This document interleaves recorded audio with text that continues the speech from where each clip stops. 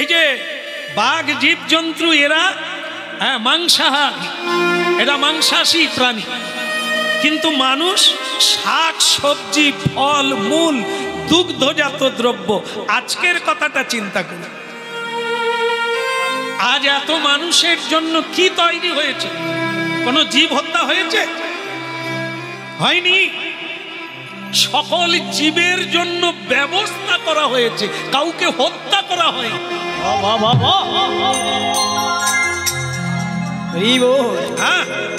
এর নাম সাত্বিক আহার। যা কিছু ভগবানকে তুলসী দিয়ে নিবেদন করে তার নাম বদলে গেল, তার নাম হয়ে গেল মহাপ্রসাদ। এটি মানুষের আহার। এটি মনুষ্যত্ব থেকে দেবত্ব প্রাপ্ত হতে গেলে তাকে একটু আহারের বিচার করতে হবে, চলার বিচার, বলার বিচার একটু ভেবে চলতে হবে, ভেবে বলতে হবে, না হলে গণগণ্ডলিকা একাকার একরকমই থেকে নিজেকে কাটিয়ে বের করতে গেলে তাহলে নিজেকে সংযত রাখতে হবে, জানতে হবে কি খাওয়া উচিত, কি বলা উচিত, কি করা উচিত। কীর্তন শেষ হয়ে গেল। শ্রীনিবাস আচার্য শিষ্যদের বললেন, এইবারে যদি ফেল করিস জীব জন্তুর জন্ম পাবি, ভালো না লাগলেও হরিবল বল, মহাপ্রভু এনেছেন এই কারণে। ভালো না লাগলেও প্রণাম কর। তদ বৃদ্ধি প্রণিপাতেন, অহংকার শূন্য হবে, ক্রোধ দূরীভূত হবে, লোভ দূরীভূত হবে, মানুষ হয়ে যাবি। প্রণাম কর। এই প্রণাম, হাঁটু গেড়ে প্রণাম, সাষ্টাঙ্গে শুয়ে প্রণাম, ভারতীয় আধ্যাত্মিক তত্ত্বের এই হলো প্রকৃষ্ট প্রণাম। ভগবানকে দিয়ে খাওয়ার চেষ্টা কর। ভগবান বিষ্ণু যেগুলো গ্রহণ করেন না সেগুলো তুমিও গ্রহণ করো না, তাহলে তোমার হৃদয়টা মাংসাশী প্রাণী হয়ে পরের জন্মে জীব জন্তু হয়ে জীব হত্যা করে খাবে। একটা কথা ভুলে গেলে চলবে না, রক্ত নিলে রক্ত দিয়ে ঋণ শোধ করতে হবে। এখন একটা জিনিস দেখবেন আমাদের দেশে, মিলিয়ে নেবেন, মানতে হবে না, মিলাবেন। দুটো জিনিস বেড়ে যাচ্ছে, সেটা কি বলুন তো? সেটা হচ্ছে মানে পোলট্রি, মানে মুরগি চাষ বেড়ে যাচ্ছে, আর মৎস্য চাষ বেড়ে যাচ্ছে, যেটা ছিল না। কেন? এরা কারা? মানুষ। যারা ওদেরকে হত্যা করে খাচ্ছে, ওরা বিধাতাকে জানালো, বিধাতা এর বিচার কি? বলে কর্মফল একবারে 50-50, যে তোমাকে খাবে তুমি তাকে খাবে।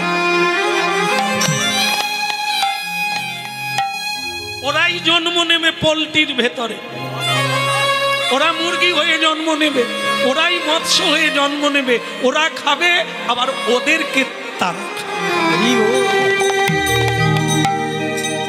এবার বোঝো কোন দিকে যাবে। হ্যাঁ, এ কথা অনাদিকাল থেকে গীতা ভাগবত সবই বলেছে, যেমন কর্ম তেমন ফল। তুমি কাঁদাবে, তুমি কাঁদবে না, এটা হয়? কাঁদালে কাঁদিতে হয়, এ কথা কবু মিথ্যা নয়। তুমি কারো উপকার করবে এক হাত দিয়ে, তোমাকে 10 হাতে উপকার করবে। মানুষের রাস্তার কাঁটা সরিয়ে দাও, তোমার রাস্তায় লোকে ফুল ছড়াবে, ইতে কোনো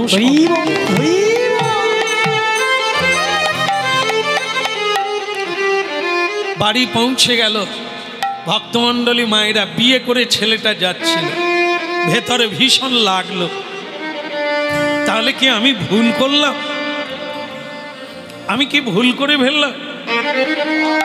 এই সুন্দর জীবনে হরি বলা দরকার, হরি সেবা করা দরকার, মানুষের সেবা করা দরকার। আমি বিয়ে করে বাড়ি যাচ্ছি, তার মানে মায়ার সংসার। আমি এই দেহ ভোগ করব, এই ইন্দ্রিয় তর্পণ করব, এই কি জীবন? এ তো ছাগলেও করে, কুকুরেও করে, শুকরেও করে, আমিও তাই। আমি কি আর কিছু করতে পারি না? বাসর ঘর, বিবাহ বাসর, আজকে স্বামী স্ত্রীর জীবনে কত আনন্দের দিন। ওই সময় রামচন্দ্র কবিরাজ ফুঁপিয়ে ফুঁপিয়ে কাঁদতে কাঁদতে রত্নাবলী স্ত্রীর কোলে পড়ে গেল।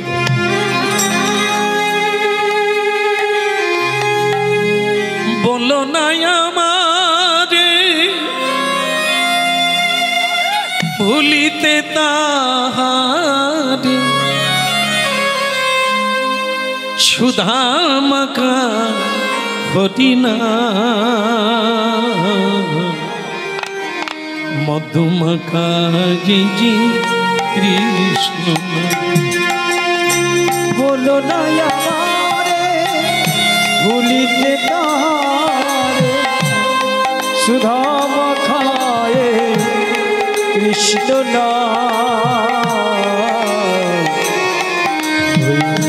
মধুমাখা হরিনা। বলো না আমারে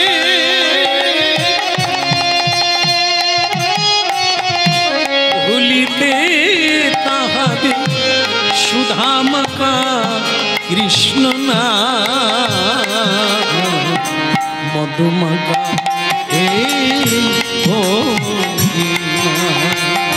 বলো না আমারে ভুলিতে তাহারে, সুধামাখায়ে কৃষ্ণ মধুমাখায়ে হরিনা। বলো না বলো না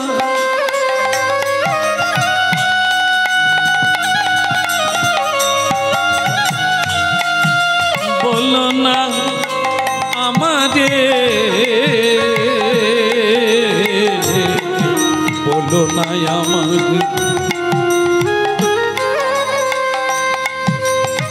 ফুল সজ্জা যা হয় আমাকে তুমি ক্ষমা করে দাও। ওই হরিনাম শুনে আমি আর থাকতে পারছি না, তুমি আমাকে ক্ষমা করে দাও, আমি পারবো না। ওই সকলের মতো আমি সংসার বানাতে পারবো। বলো না বলো না আমারে ভুলিতে তাহারে, সুধামাখা হরিনা মধুমাখা এই কৃষ্ণ। বলো না আমারে ভুলিতে তাহারে, সুধামাখায়ে হরিনা মধুমাখায়ে কৃষ্ণ। স্বামী রত্নাবলী রত্নাবতী এক অপ্সরার মতো দেখতে, তিনি হাত জোড় করে বাসর ঘরে স্বামীকে বললেন, স্বামী এ তুমি কি বলছো, তুমি সংসার করবে না?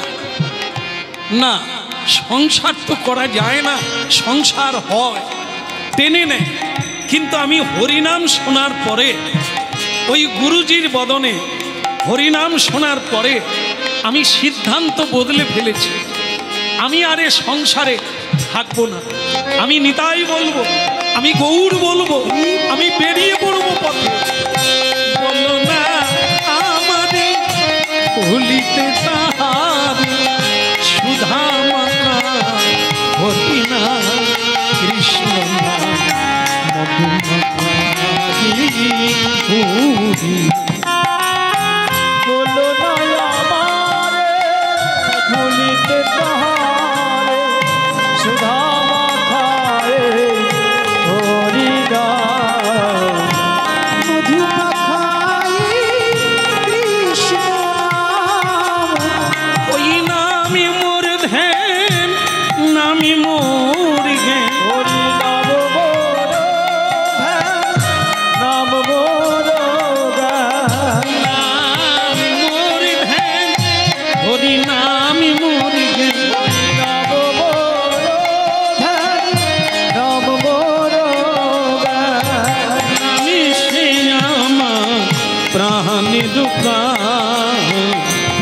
ভুলো না আমারে ভুলিতে তাহারে সুধা মাখা এই মদিনা।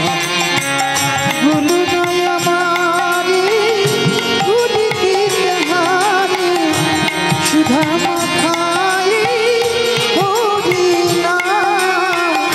মধু মাখা এই কৃষ্ণ নাম। সুধা মাখায়ে মদিনা মধু মাখায়ে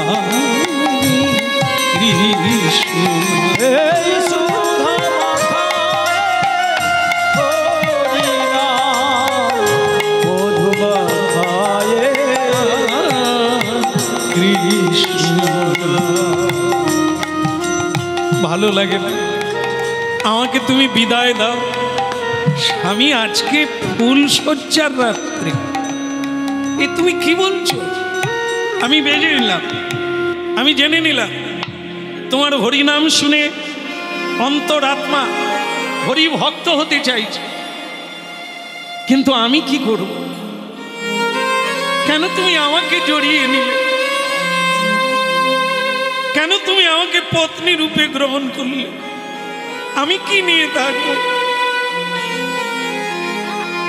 আমি তোমায় বাধা দেব না, তোমার পথের কাঁটা আমি হব না, কিন্তু আমার উপায় কি?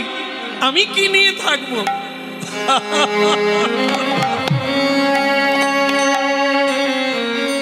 নারী হোক আর পুরুষ হোক, ভজন সবাইকেই করতে হবে। জন্মে জন্মে কেউ স্বামী স্ত্রী এক হয়ে আসে না, বদলে যায় কর্ম অনুসারে। আমি ভজন করব আমার জন্য, তুমি ভজন করবে তোমার জন্য।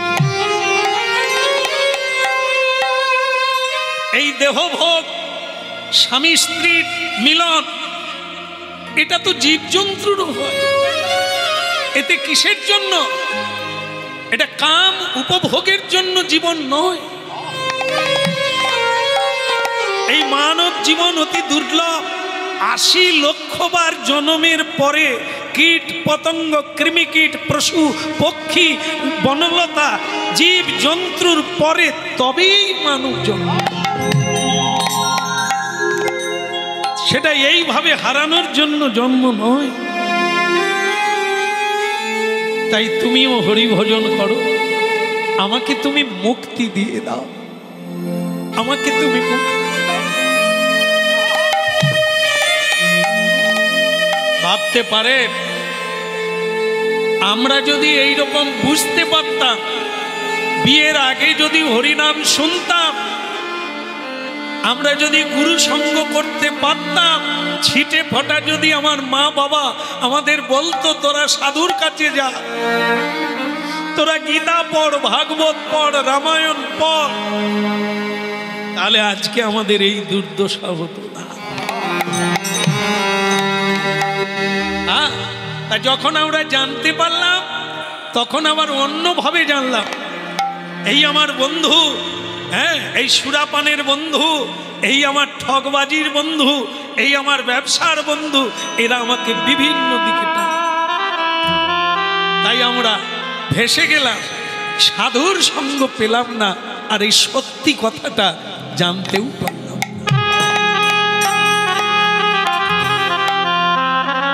আমরা বুঝে নিলাম মনুষ্য জন্ম মানে এটাই আমাদের জন্ম। এই করাই, এই দুটো ছেলে মেয়ের বাবা হওয়া, কিছু গাড়ি বানানো, বাড়ি করা, এই হচ্ছে মানব জীবন না? যদি তাই হতো, রূপ সনাতন সবকিছু ছেড়ে, মন্ত্রিত্ব ছেড়ে দিয়ে বৃন্দাবনের মাটিতে রাধে রাধে।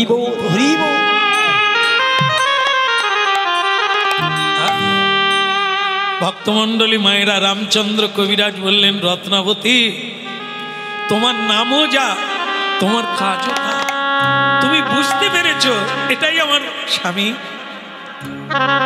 এক কাজ করো, তোমার কথা আমি বুঝতে পেরেছি, আর আমি খাঁটি জায়গায় এসে গেছি, আর আমার কোনো ভয় নেই। বিষ্ণুপ্রিয়া দেবী বিয়ে করলে, কিন্তু এই সাধারণ মানুষের মতো সংসার হলো না। মহাপ্রভু সন্ন্যাস নিয়ে চলে গেলে, মা কাঁদলো, বিষ্ণুপ্রিয়া কাঁদল, কিন্তু নাম থেকে গেল, কারণ থেকে গেল। কার বধূ, কার স্বামী? বিষ্ণুপ্রিয়ার পরাণ। আজকে রত্নাবলী বললেন, হ্যাঁ রত্নাবতী বললেন, স্বামী তুমি যাও, কোথায় যাবে? তোমার গুরুর কাছে যাবে, গোবিন্দের কাছে যাবে, তুমি যাও। আমি মনে মনে সারা জীবন জানবো কে তুমি, আমার স্বামী। জড়িয়ে ধরা, রক্ত মাংসের দেহকে জড়িয়ে ধরা, এটাই স্বামী স্ত্রী নয়। যার কাছ থেকে উপদেশ পাওয়া গেল গোবিন্দের কাছে ফিরে যাওয়ার, যার কাছ থেকে উপদেশ পাওয়া গেল সত্য কথা, সেই তো স্বামী, জগৎ স্বামী, সেই তো পরম স্বামী।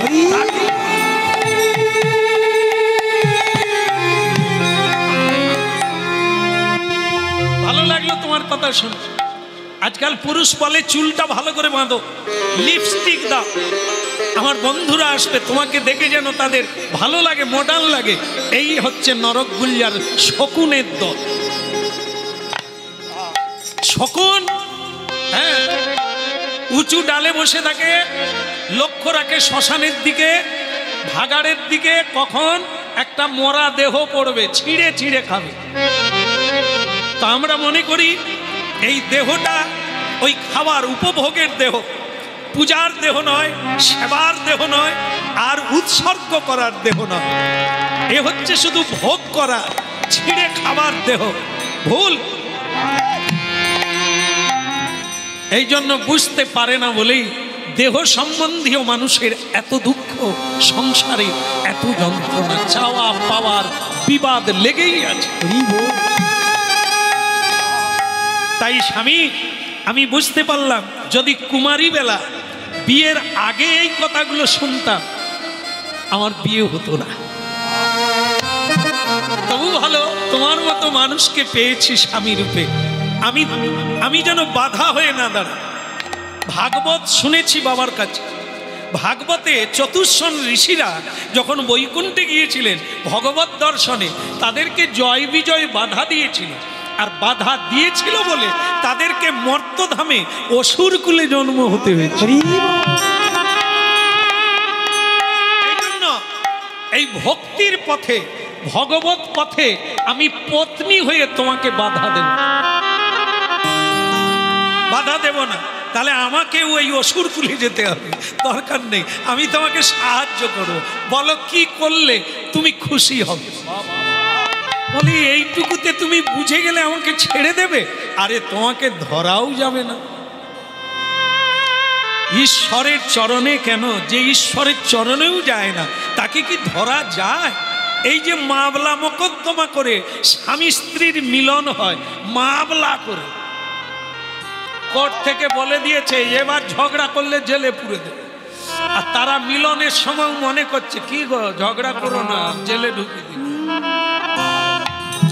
একে কি প্রেম বলে? দাবি লেখালেখি করে মিলন হচ্ছে। এটা কি কুকুর বিড়াল নাকি রে? মিলন তো হবে প্রেমের দ্বারা, ভালোবাসার দ্বারা। লিখালিখি করে কি, বিচার করে কি? এ তো শকুনের দল। বোঝো রে, মহাপ্রভু কলিকালের মানুষকে প্রেম দিতে এসেছেন, আমরা সে প্রেমের দিকে গেলাম না। হ্যাঁ, আইসক্রিম খাবো, কিন্তু আইসক্রিমকে ধরে রেখেছে কে? বাঁশের কাঠি।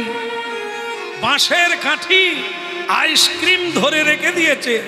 আমরা হলাম সেই বাঁশের কাঠি, আইসক্রিম হতে পারলাম। এই জন্য স্বামী তুমি বলো আমাকে কি করতে হবে? রামচন্দ্র কবিরাজ বলে, হে তো আমার চেয়ে অনেক এগিয়ে আছে, আমি কি একে উপদেশ দেব? ভালো লাগলো, খুব ভালো লাগলো তোমার কথা শুনে। আমার এত ভালো লাগলো যে তোমাকে কিছু বলার নেই। আত্মনিবেদন তুয়া পদে করি হইল পরম সুখী।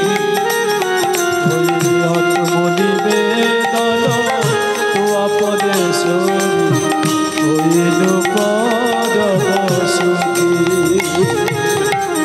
আত্মনিবেদন তুয়া পদে করি হইল পরম সুখী।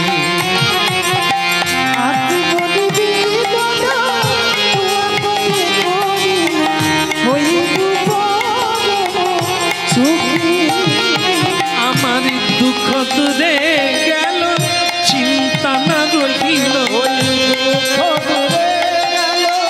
চিন্তা না রহিল, দুঃখ দূরে গেল চিন্তা না রহিল, চিন্তা না রহিল। চৌদিকে আনন্দ দেখি, চৌদিকে আনন্দ দেখি, আমি চৌদিকে আনন্দ দেখি, চৌদিকে আনন্দ দেখি। আত্মনিবেদন তুয়া পদে করি হইল পরম সুখী।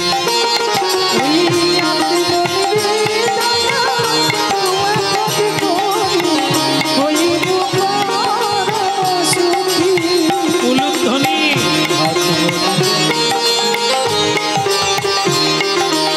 হরিধ্বনি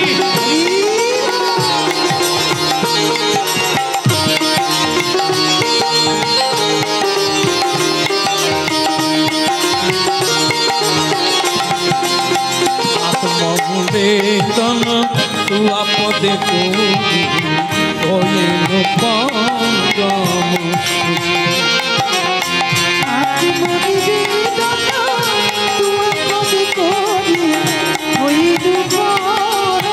সুখী। আমার দুঃখ দূরে গেল চিন্তা না রহিল, আমার দুঃখ দূরে গেল, চিন্তা না রহিল, আমার দুঃখ দূরে গেল চিন্তা না রহিল, আমার চৌদিকে আনন্দ দেখি, আনন্দ দেখি, আমি চৌদিকে আনন্দ দেখি, চৌদিকে আনন্দ দেখি। আত্মনিবেদন তুয়া পদে করি হইল পরম সুখী।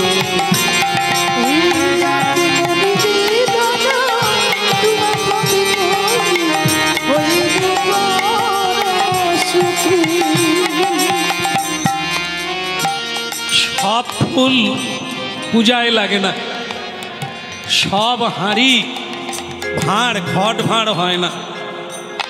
কেমন এই মানুষের মধ্যে সবাই গোবিন্দ সেবায় লাগতে পারে না, ভাগ্য তৈরি হয়নি।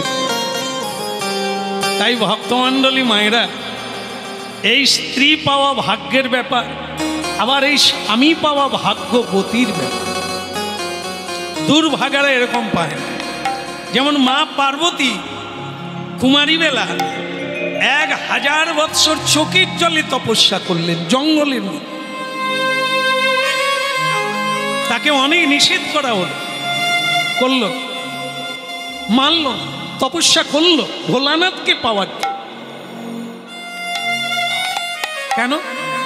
ভোলানাথ ভিখেরি, ভোলানাথ যোগী, ভোলানাথ শ্মশানবাসী, ভোলানাথ গায়ে বসন পরে না, ছাই ভস্য মেখে থাকে, হাড়ের মালা গলায় পরে, তাকেই বিয়ে করে।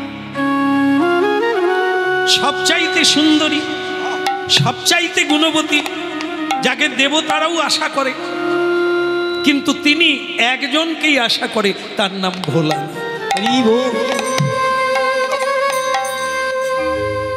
স্বয়ং ভগবান ভোলানাথ, নারদজি তাকে অনেক পরীক্ষা করেছিল যে এই ভোলানাথকে বিয়ে করে তুমি কি পাবে? এ শ্মশানবাসী, ভিখারি, হরিনাম ছাড়া কিছু বোঝে না। কি খাবে তুমি, কি পাবে? আনন্দই পাবে না। মা পার্বতী দেবী বলেছিলেন, যেটা কেউ পায় না সেটা পাবো। এই অনেকে গয়না পেয়েছে, ভালো শাড়ি পেয়েছে, কিন্তু ভালো স্বামী পায়নি।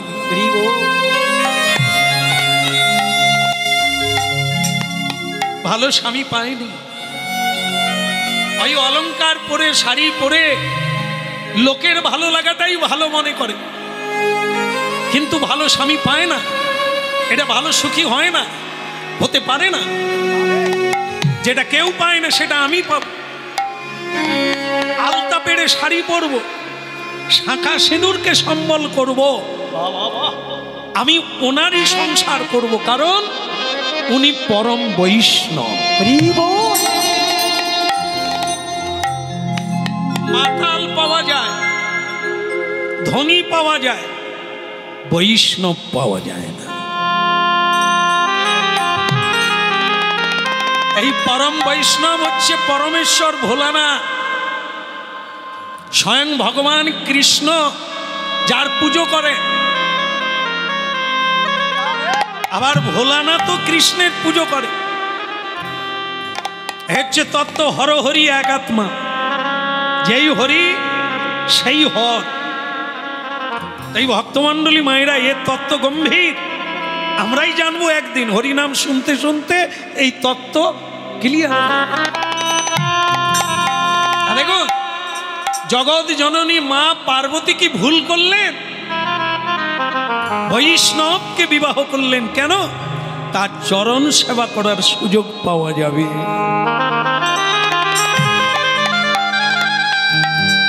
এই বৈষ্ণবের জন্য বিষ্ণুকে লাভ করা যাবে। ব্রহ্মাদি দেব যারে ধ্যানে নাহি পায়, ধ্যানাতীত প্রাণ গোবিন্দকেও প্রাপ্তি হতে গেলে বৈষ্ণবের কৃপাতেই পাওয়া যায়, অন্য কোন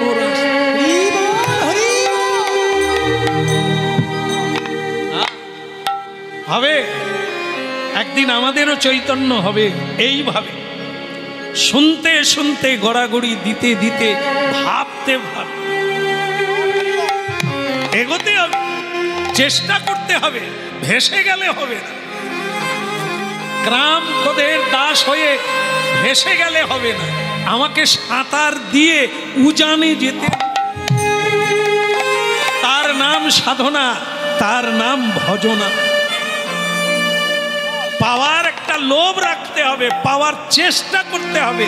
হবে হবে, এইভাবেই হবে, করতাল বাজিয়ে না। এ জিনিস আলাদা, আর তাকে পাওয়ার তত্ত্ব আলাদা। তার ব্যগ্রতা, তার উদ্যম, তার প্রচেষ্টা, সেটি আলাদা। বলো রাধা মাধব কি? এই জন্য মা পার্বতীকে দেখে মা সীতা দেবীর এত দুঃখ, সেই সীতা দেবী তবুও কোনোদিন স্বামী নিন্দা করেন না। তিনি বলেন, পূর্ণ ব্রহ্ম রামচন্দ্র আমার স্বামী, আর কিচ্ছু লাগে। সব কষ্টকে মেনে নেব, সব দুঃখকে মেনে নেব। পরম স্বামীর জন্য, যার চরণে আশ্রয় নিয়েছি, তার জন্য আমি সব কিছু ত্যাগ করতে পারি।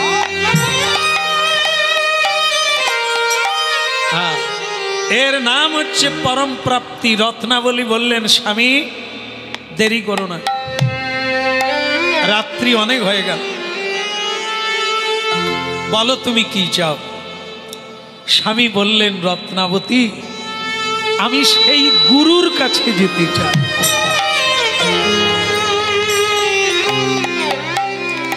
পালকিতে বসে যার গুণগান আমি শুনেছি, যার উপদেশ আমি পেয়েছি, যার তত্ত্ব কথা আমি শুনেছি, আমি তার কাছে যেতে চাই।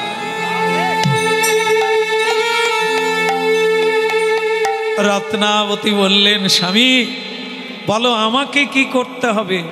আমাকে পথ দেখিয়ে দিতে। কারণ কি, আত্মীয় স্বজন, বাবা মা সকলেই জেগে আছে, আমি বেরোবো কি করে বাড়ি থেকে, সে পথ তুমি দেখাবে। একদম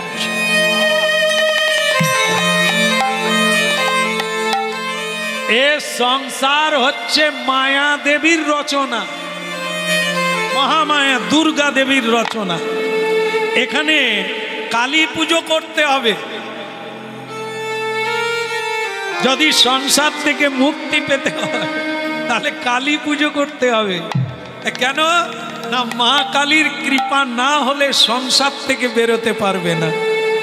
এমনি মহা মায়ার মায়া রেখেছ কি কুহরে, এমনি মহা মায়ার মায়া রেখেছ কি কুহরে, এমনি মহা মায়ার মায়া রেখেছ কি কুহরে।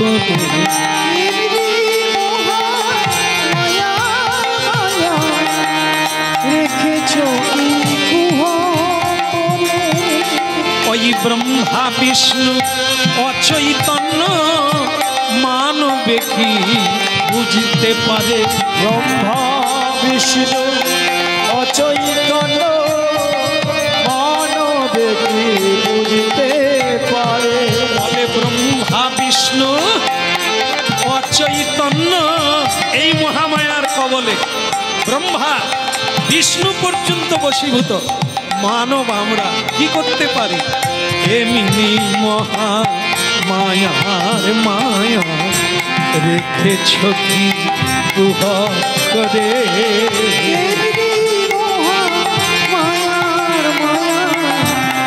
রেখেছ কি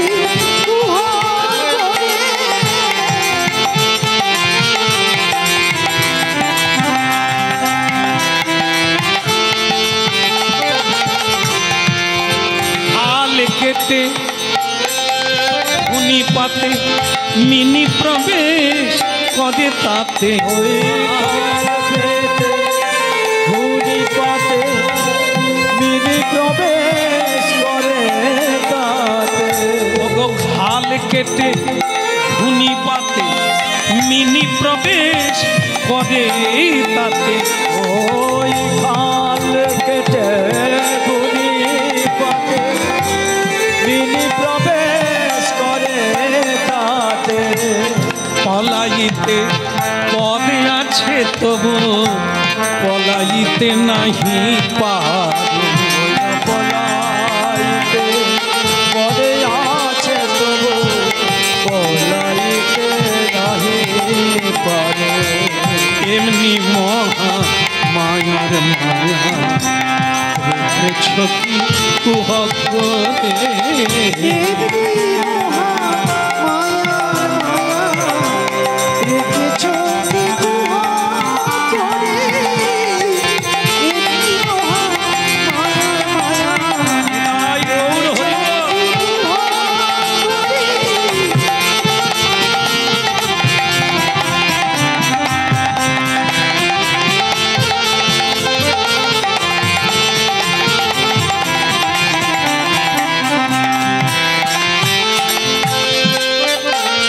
গৌরাঙ্গ মহাপ্রভু কি।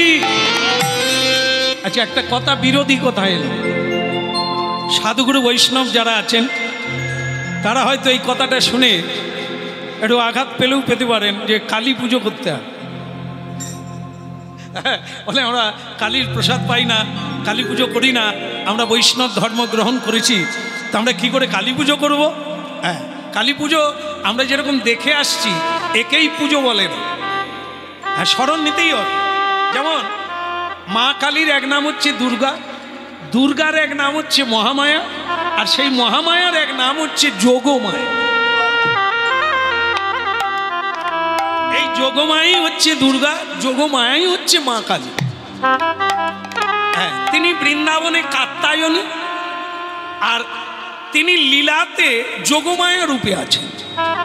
আবার তিনি এই মায়াময় জগতে সংসারে মহামায়া রূপে আছে। মানে একটা সোজা দিক, একটা উল্টো দিক। এই সোজা দিকটা হলো যোগমায়া, যিনি ভগবানের সঙ্গে ভক্তকে যোগাযোগ করিয়ে দেন। যিনি রাধা কৃষ্ণের মিলন করিয়ে দেন তার নাম যোগমায়া। আর যিনি কৃষ্ণ হইতে বিচ্ছেদকারী, কৃষ্ণ ভুলি যেই জীব অনাদি বহির্মুখ। এইবার তার পরেরটা, অতএব মায়া তারে দেয় সংসার দুঃখ। আপনারা শুনছেন বলে কথাগুলো এলো। আপনারা জানেন মা দুর্গার জন্ম কোথায় হলো? বল, দুর্গার জন্ম কথা হলো।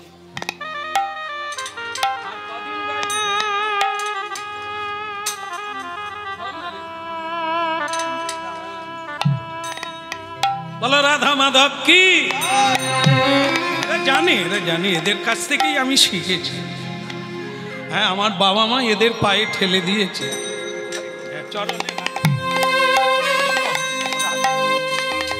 মহামায়ার জন্ম হলো যশোদা মায়ের গর্ভে।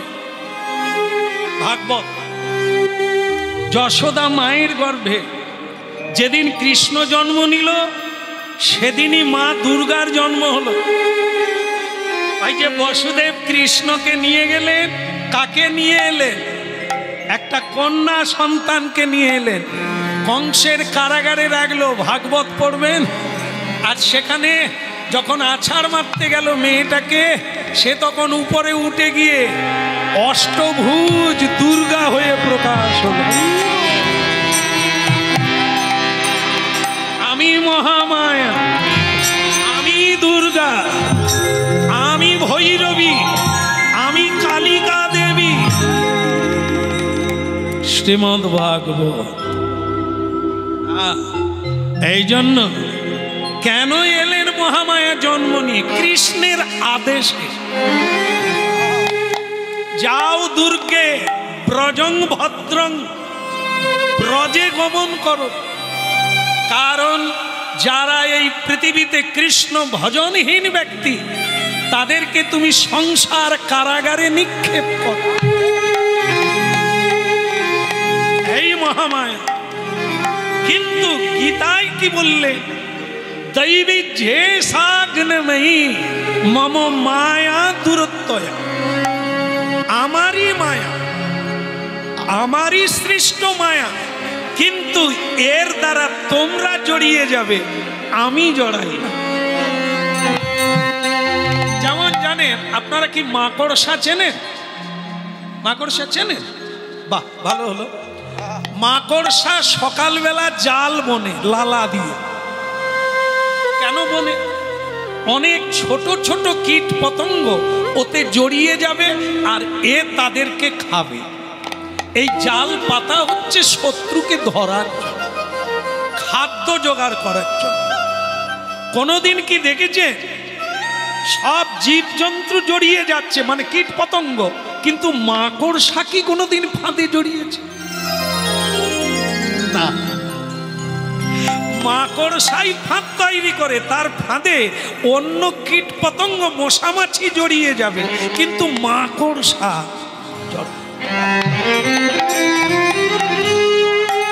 কৃষ্ণের মায়া বিশ্ব সংসার জড়িয়ে আছে, হাবুডুবু খাচ্ছে মায়ায়। কিন্তু স্বয়ং ভগবান বলছেন মম মায়া দূর মামে বজে প্রপদ্যন্তে মায়া মে তাং তরন্তিতে। এই সংসার থেকে সেই মুক্ত হবে যে আমার গুণকীর্তন গাইবে, যে আমার চরণে শরণ। কালী পুজো বুঝতে পারলেন? এই হলো কালী পুজো। ভগবানের চরণে শরণ না, অশ্রদ্ধা করো না, অবজ্ঞা করো না। মহামায়া আর কৃষ্ণ এক, তারই শক্তি। তাই এই মায়াকে সংসারে জয় করতে গেলে শ্রীকৃষ্ণ চরণার বৃন্দে শরণাগতি। এর নাম কালী পুজো। কালী পুজো মানে পাঁটা বলি দিয়ে ঢাক ঢোল পিটিয়ে এখন যা কালী পুজো হচ্ছে, এর নাম তামসিক পুজো। সুরা পায়ীরা পুজো করে, কিন্তু বৈষ্ণবগণ কালী পুজো করে এভাবে না, কাত্যায়নী ব্রত করে গোবিন্দকে পাওয়ার জন্য।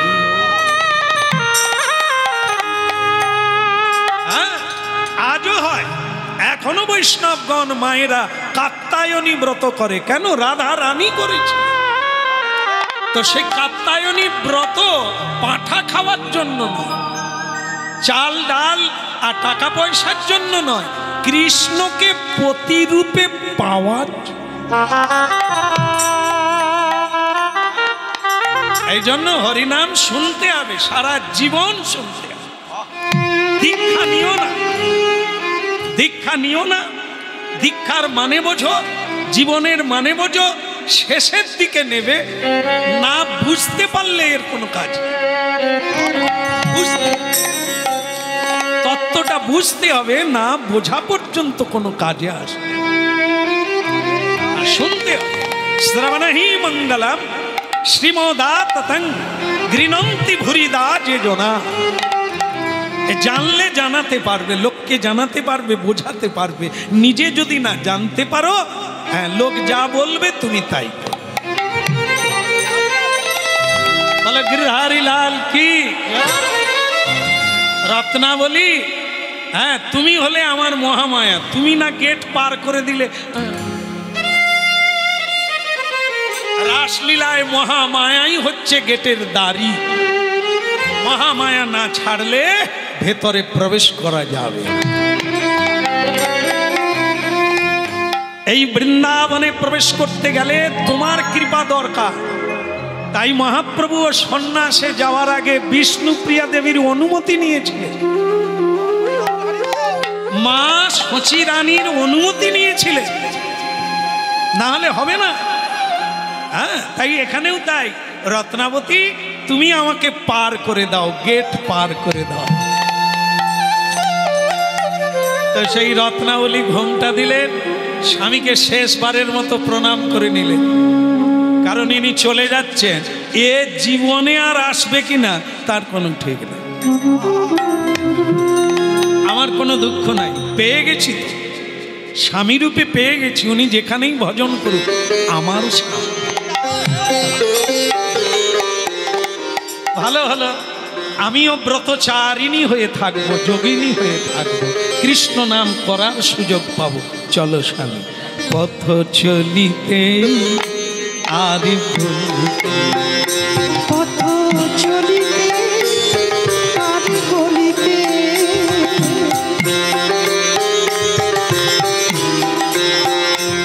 পথ চলিতে আদি বলিতে পথ চলিতে আদি বলিতে তোমরা গাহো গাহো কৃষ্ণ নাম, অধি নাম, মধুর নাম।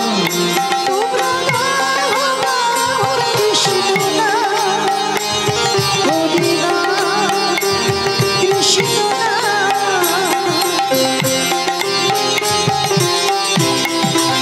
হরি পথ চলিতে আদি বলিতে পথ চলিতে আদি বলিতে গাহো গাহো কৃষ্ণ নাম, হরি নাম, কৃষ্ণ নাম। তোমরা গাহো গাহো কৃষ্ণ নাম, হরি নাম, কৃষ্ণ নাম। পথ চলিতে আদি বলিতে পথ চলিতে আদি বলিতে সম্মুখে আধার রাত্রি, তুমি একা সেই পথ যাত্রী। সন্মুখে আধার রাত্রি, তুমি আকাশে পথ যাত্রী ওই সম্মুখে আধার রাত্রি, তুমি একা সেই পথ যাত্রী। সন্মুখে আধার রাত্রি, তুমি আকাশে পথ যাত্রী পথ চলিতে আর বলিতে তোমরা গাও গাও কৃষ্ণ নাম, হরি নাম।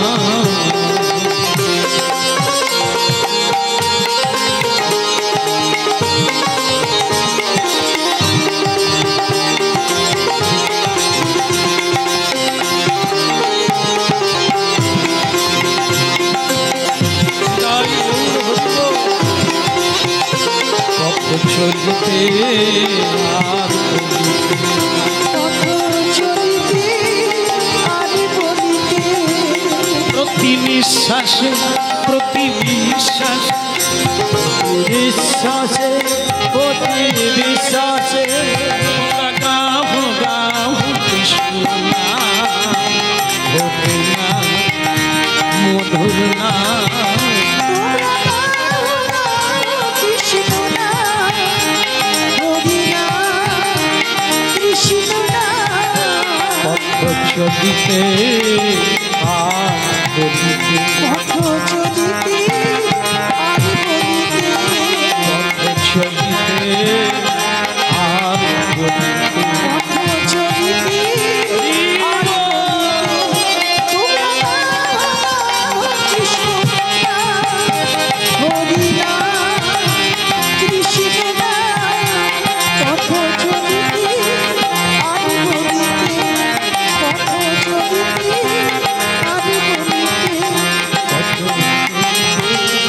আর বলিতে তাই গৌর হরি হরি বল।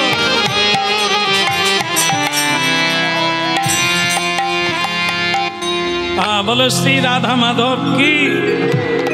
এখন কথা হলো এটাই, পথ চলিতে আর আচ্ছা পথ চলা মানে কি, এই হরিনাম শুনতে এলেন পথ চলে, আবার এখান থেকে যখন বাড়ি ফিরবেন তখনও পথ চলবে। ওই পথকে পথ বলা হচ্ছে না, ও পথ পথ নয়। তাহলে কোন পথ পথ?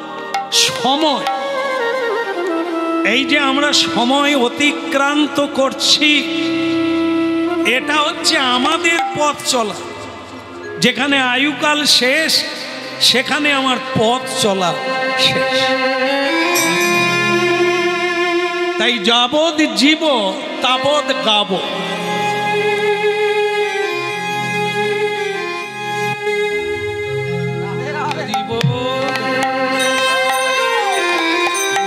প্রেম সে বলো।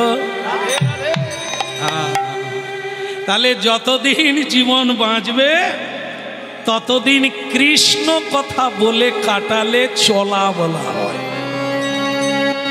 এই জীবনে চলতে চলতে হরি বলা কৃষ্ণ বলা, এই পথটাকে জানার নাম হলো পথ চলা।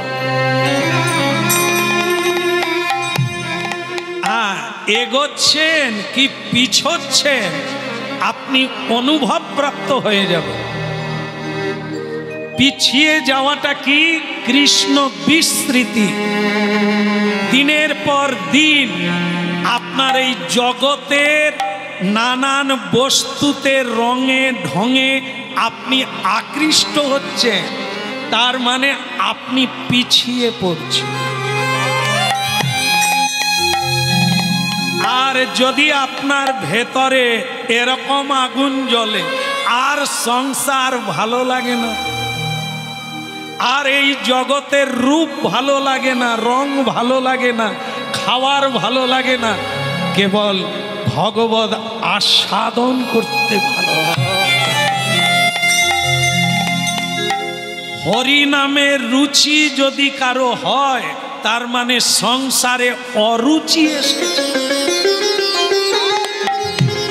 আর যার সংসারে থাকার রুচি বেড়েছে, রসালসে স্ত্রী পুত্র আত্মীয় স্বজনের সঙ্গে রঙ্গ তামাশা করতে যার মজা লাগে, জানতে হবে শ্রীকৃষ্ণ নামে তার অরুচি এসেছে।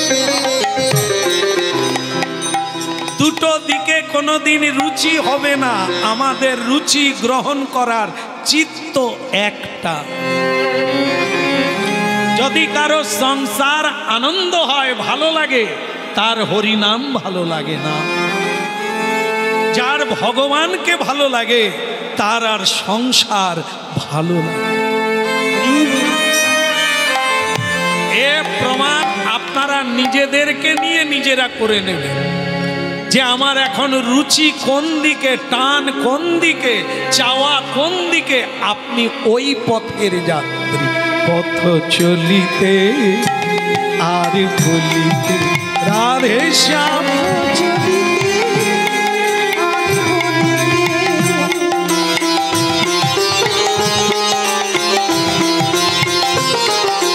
গাহু গাহু কৃষ্ণ নাম হরি নাম মধুর নাম তোমরা গাও গাও কৃষ্ণ নাম হরি নাম মধুর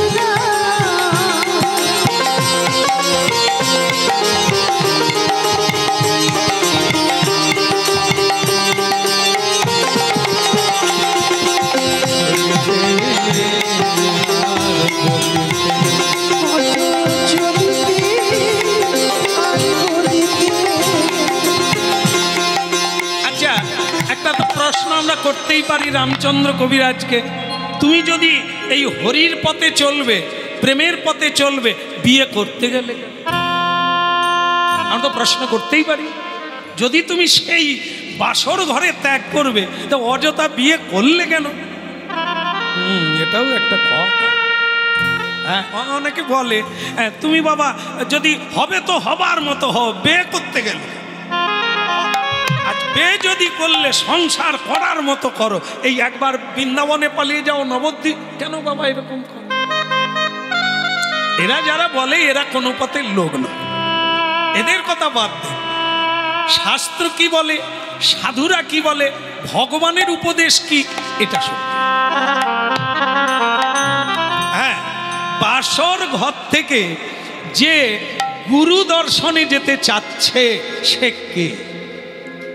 এই জন্মে শুরু হয়নি, ও আগের জন্ম থেকে চালু আছে। এ জন্মে ওইখান থেকে শুরু হলো। আগুন ভেতরে আছে, উপরে ছাই। এটা কি একটু খুঁটিয়ে দিলে নিচের আগুন উপরে উঠবে, একটু ভাগবত গীতার কথা বললে ভেতরের আগুন উপরে উঠে যাবে, জানা কথা মনে পড়ে যাবে। বলে এটা জানতাম, ভুলে গিয়েছিলাম, হরিনাম শুনে মনে পড়ে গেল। সকালবেলা উঠেই ভগবানকে প্রণাম করা দরকার। যত যা কাজ থাক, সন্ধেবেলা গলায় আঁচলটি দিয়ে তুলসী তলায় যাওয়া দরকার। হ্যাঁ, এগুলো ভুলে গিয়েছি, এখন হরিনাম শুনে সাধু সঙ্গ করে মনে পড়ে গেল, মানে ছাই চাপা আগুন খুঁটিয়ে দিতে উপরে।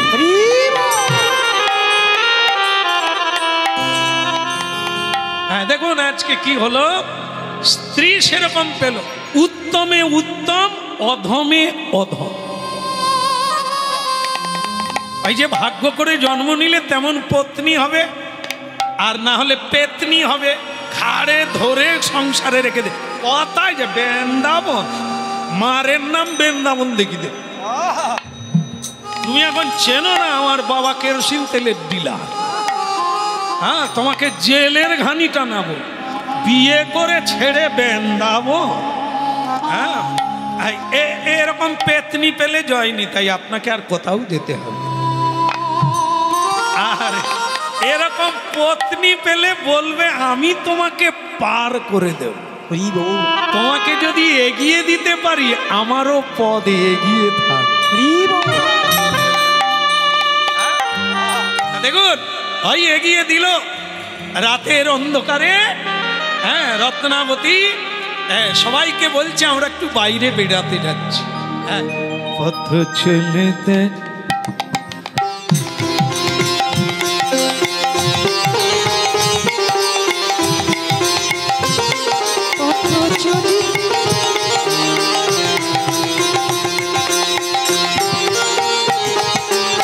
কথা কইতে কইতে যাচ্ছে দুজন।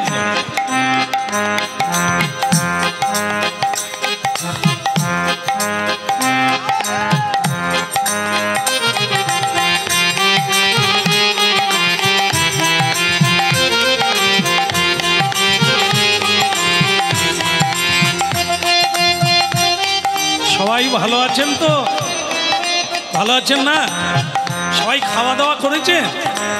খাওয়া দাওয়া করেছে? এখনো করেননি? করে নেবেন কেমন? হ্যাঁ, আমার বউ হাতে এসেছেন আপনারা, সবাই সেবা করে নেবেন, কেউ বাদ যাবেন না দয়া করে, ঠিক আছে? বলে রামচন্দ্র তুমি কোথায় যাচ্ছ স্ত্রীকে নিয়ে? বলে একটু গরম তো, তাই একটু ফাঁকার দিকে যাচ্ছি।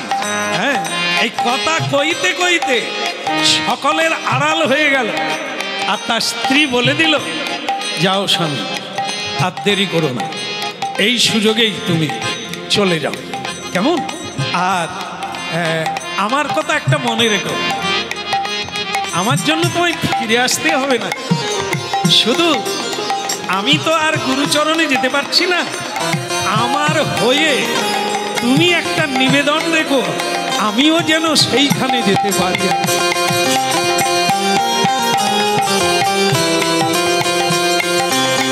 কৃষ্ণ হরে কৃষ্ণ কৃষ্ণ কৃষ্ণ হরে হরে, হরে রাম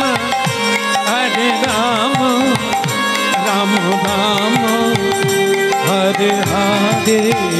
হরে কৃষ্ণ কৃষ্ণ কৃষ্ণ হরে হরে, হরে রাম রাম হরে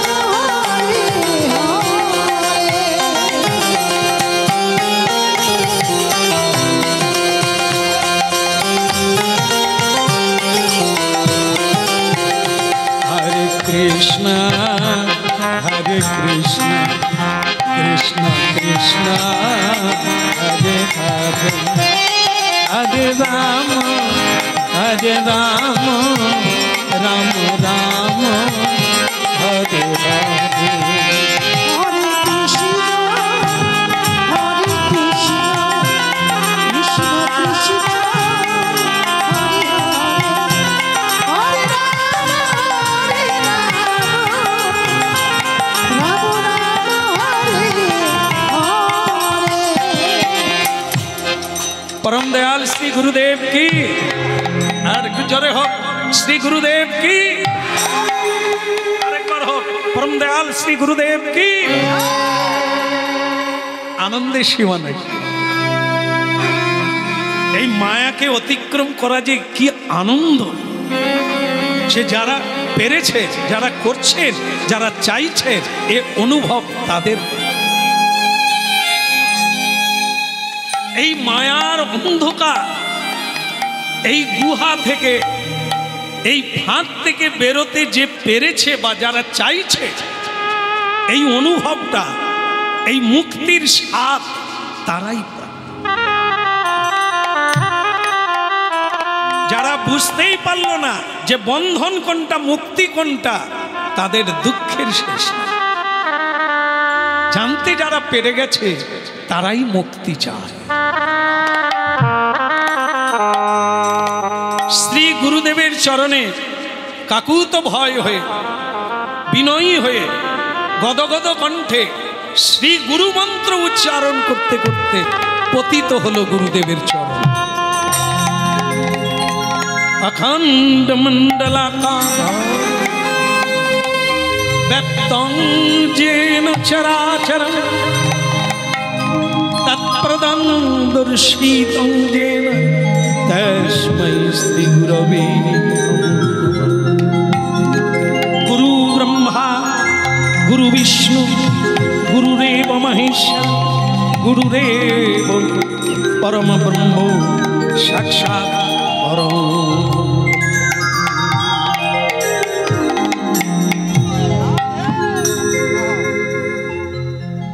কে বটগাছের তলায় শ্রীনিবাস আচার্য এই ভোরবেলা বসেছে, আর এ ছেলেটা রামচন্দ্র কবিরাজ ফুল শয্যা ত্যাগ করে হাঁটতে হাঁটতে ভোরবেলা এসে পৌঁছে গেল শ্রীনিবাস আচার্যের চরণে।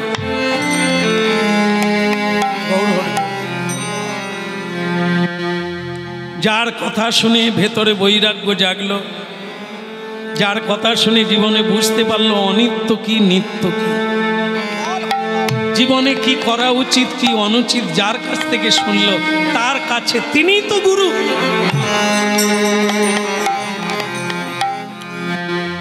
শেষ হয়ে গেল। জেনে রাখবেন একটা কথা, আমরা গুরু তাকেই বলি যার কাছ থেকে মন্ত্র নিই।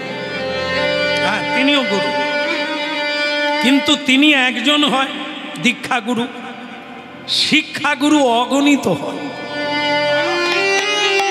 যার কাছ থেকে আমরা শিক্ষা লাভ করি তিনি গুরু। যে আমাদের অল্প হলেও শিক্ষা দান করে তিনিও একজন গুরু। এই স্ত্রীও একজনা গুরু, যে আজকে তাকে মুক্তি দিল ও গুরু সাহায্য। এই কৃতজ্ঞতা প্রকাশ রাখতে হবে, নাহলে গুরুকে অবজ্ঞা করা হবে। গুরু মানে ওই চিহ্নিত একজন দুজন না, অগণিত। হ্যাঁ, যাদের কাছ থেকে আমরা শিক্ষা লাভ করি তারাই আমার। তাই শিষ্যরা বলল, গুরুদেব এর নাম রামচন্দ্র, রামচন্দ্র কবিরাজ। ও বিবাহ বাসর থেকে পালিয়ে এসেছে, আপনি দেখুন ও রামচন্দ্র কবিরাজ। শ্রী গুরুদেব উঠতে বললেন, ওটো রামচন্দ্র ওটো। যেই উঠল তার দুই চোখে জল ভরে। গুরুদেব বললেন, রামচন্দ্র তুমি মনে করো না ওটা আমার কাজ, হরি নামের কাজ। হরি নাম তোমাকে এখানে টেনে নিয়ে এনেছে। যদি কেউ শোনে, যদি কারো ভেতরে প্রবেশ করে, সে বৃন্দাবনের দিকে ধাবিত হবে, সেই তার নিজ বাড়ির দিকে ধাবিত হবে, সেই গোবিন্দ চরণ।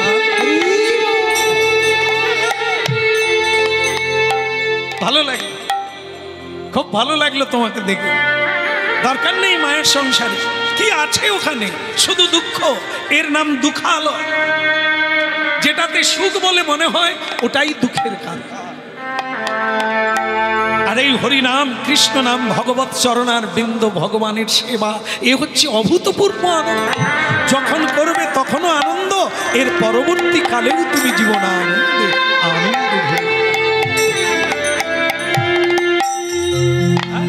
ঠিক আছে, যা তুমি তাড়াতাড়ি করে স্নান করে চলে এসো, তোমায় দীক্ষাটা দিয়ে দিই। রাধে স্নান করলো, স্নান করে গুরুচরণে আসলো, আর তখনই তার দীক্ষা দিয়ে দিলে। মস্তক মুন্ডন করে তুলসীর মালা পরে তিলক দিয়ে শ্রী গুরুচরণে আত্মসমর্পণ। শ্রী গুরুচরণ পদ্মা কেবলয়া নন্দ, শ্রী গুরু চরণ পদ্মা কেবল ভক্তি সদমা। শ্রী গুরুচরণে পদ্মা কেবলয়া নন্দ, শ্রী গুরু চরণ পদ্মা কেবল ভক্তি সদমা। আবন্তময়ী সাবেধান মতে, সাবধান মতে বলে বন্তময়ী সাবেধান মতে, সাবধান মতে শ্রী গুরু চরণে রতি সেই সেই তোমার।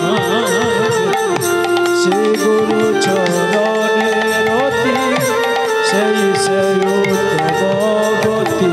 বলে যে প্রসাদে পুরে সর্বয়াসা, যে প্রসাদে পুরে সর্বয়াসা। বলে জয় দাও জয় দাও, বলে জয় রাম জয় রাম।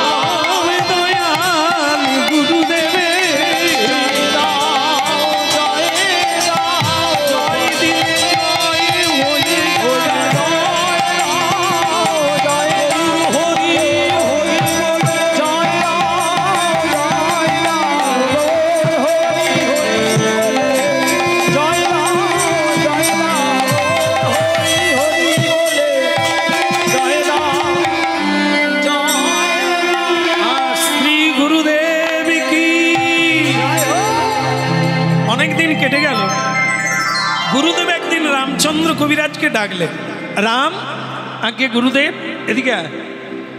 এই তোর বাড়ির কথা মনে পড়ে না? আগে না, বাড়ি তো এটাই।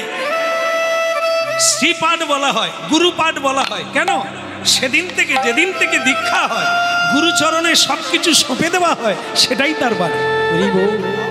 তার বাবা, তার মা, তার আত্মীয়, তার স্বজন, গুরুদেবই তার হয়ে। এই জন্য আমি তো বাড়িতেই আছি। শোনো, তুমি তোমার পূর্ব বাড়িতে যাবে। পূর্ব মানে আগের জন্মের বাড়িতে যাবে। আগের জন্ম মানে তুমি যেখানে বিয়ে করে ঘরে গেলে, সেই স্ত্রীর কাছে যাবে, রত্নাবলীর কাছে। হ্যাঁ, স্ত্রীর সঙ্গে মিলন হবে। তারপরের দিন তুমি আমার কাছে আসবে। যা, এই হচ্ছে মানে একটা জায়গা যেখানে গুরু বাক্য লঙ্ঘন করা যাবে না। যারা শিষ্য প্রকৃত, আর যারা শিষ্য নয়, তারা গুরুকে উপদেশ দিয়ে ছেড়ে দেয়, সেটা আলাদা। আমরা যেহেতু হরিকথা শুনছি, আমরা ওই সোজা দিকটা দেখব। মানে গুরু বললেন বাড়িতে যেতে হবে একবার। গেল, গুরুদেবকে প্রণাম করে চলে গেল। স্ত্রী অবাক হয়ে গেল, বলে স্বামী তুমি তুমি এসেছো? তোমার কি মনে হয় আমি আসবো না? বল না না, আমি ওটা না, আমি ভগবানকে জানাই, তার ইচ্ছা হলে তুমি নিশ্চয়ই আসবে। তা তার ইচ্ছা হয়েছে, আমার ভাগ্য হলো, তোমাকে দেখলাম, ভালো লাগলো, বাস। এই তো তোমার গলায় আঁচল দিয়ে স্বামীকে প্রণাম করলো। হ্যাঁ, তা গুরুদেব কি বলে দিয়েছে? স্বামী স্ত্রীর মিলন হবে। এখন স্বামী স্ত্রী দুজনে খাটের উপরে বসে সেই যে শুরু হলো, জানো জীবনে বুঝতাম না গুরু কৃপা কি। হ্যাঁ রত্নাবলী, হ্যাঁ কি বলবো, গুরু সেবা যে এত আনন্দ, এর আগে আমি অনুভব করি। এইবার আমি অনুভব, এই যে বলতে বলতে না, গুরু কি, কৃষ্ণ হইতে গুরু মহিমা আরো বেশি। যার কথা কহা নাহি যায়, বর্ণন করা যায় না, এমন কথা। শ্রী ভগবান যে গুরুর আদেশ পালন করে, স্বয়ং ভগবান নিজে গুরুচরণ ধরে আদেশ পালন করে, এ কি আনন্দ। তা তোমাকে বলে, এই বলতে বলতে রাত্রি শেষ হয়ে গেল, মিলন আর হলো।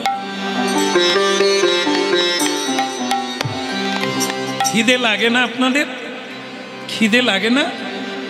ওদিকে কিন্তু সব শেষ, ঘোষণা করে দিয়েছে আর কিছু না।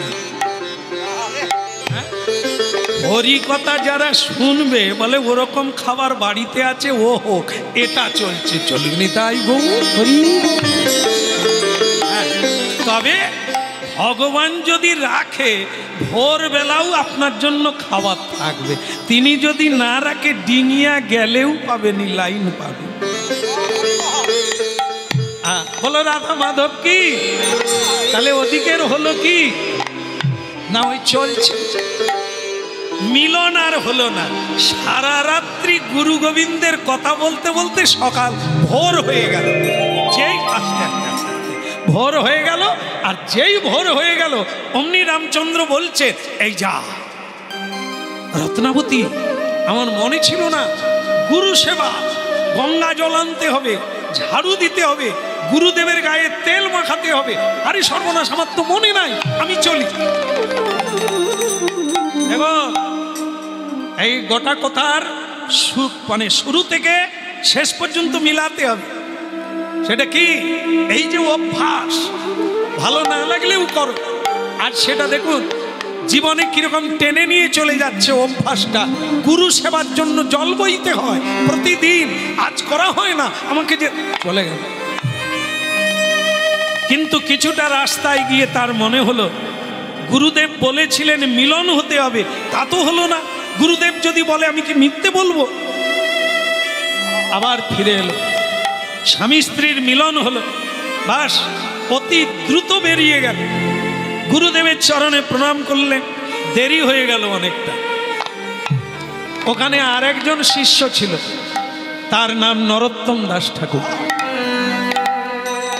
আজকে রামচন্দ্র নাই, নরোত্তমই জল বয়ে এনেছে, সেই ঝাড়ু লাগাচ্ছে। আর ঝাড়ু দিতে দিতে শুধু লক্ষ্য রেখেছে রামচন্দ্র একবার ফিরুক।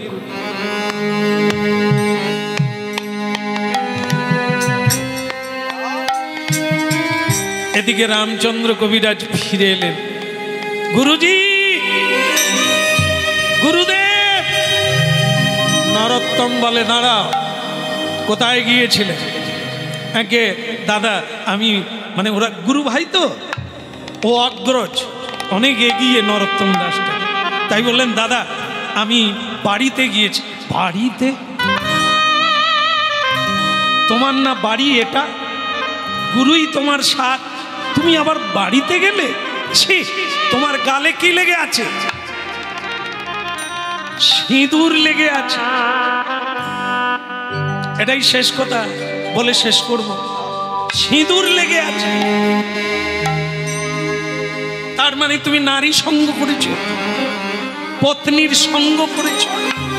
ছি, এই নারী সঙ্গ মানে যোশিত সঙ্গ, অসৎ সঙ্গ, কাম উপভোগ, ইন্দ্রিয় তর্পণ। ছি, তুমি গুরুগৃহে চলে এলে, স্নানটাও করলে না।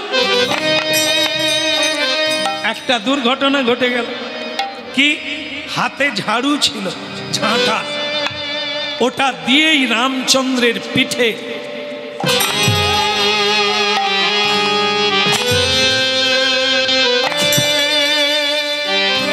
লজ্জাহীনা কোথাকার।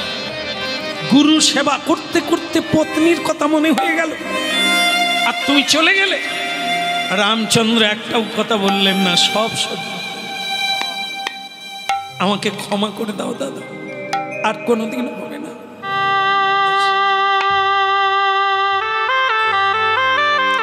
আজ স্বয়ং নরোত্তম দাস ঠাকুর গুরুদেব শ্রীনিবাস আচার্য স্নানে যাবেন, তেল মাখাতে গেছে।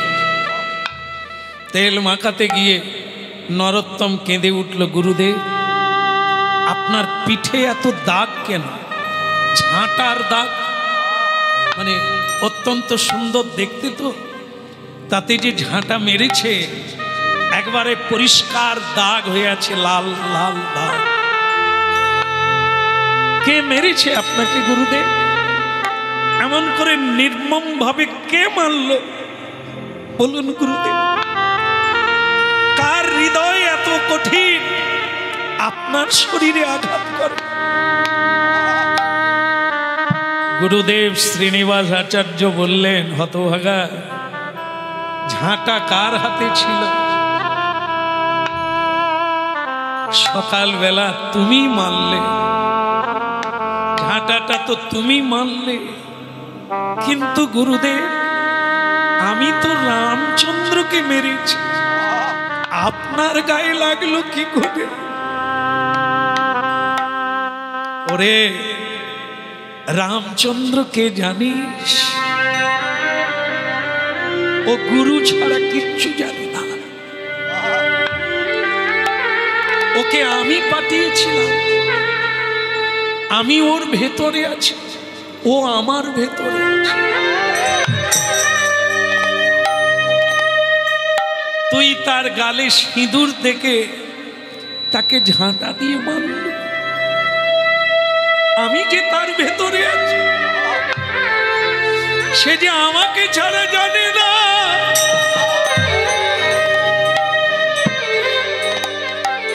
তাই তার পিঠের মার সব আমার গায়ে লাগলো। তুই তো মারলি আমায়। নরোত্তম দাস ঠাকুর বুঝলেন আমি যা ভেবেছি তা না।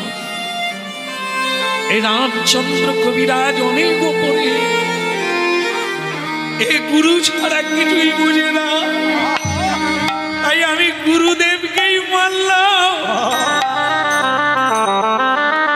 রামচন্দ্র সঙ্গ মাগে নরোত্তম দাস। এই জন্য তিনি গান লিখেছে। হ্যাঁ, শ্রীনিবাস আচার্য তার গুরুদেব, সেই গুরু রামচন্দ্রের ভেতরে আছে। আর রামচন্দ্র গুরুদেবের ভেতরে হয়েছে।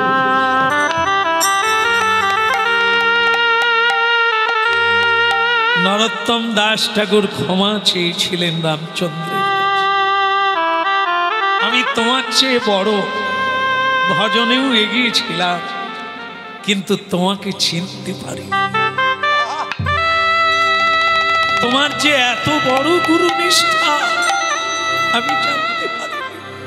আমি ভেবেছিলাম তুমি স্ত্রী সঙ্গ করেছ, করনি, তোমার স্ত্রী সঙ্গ হয়নি।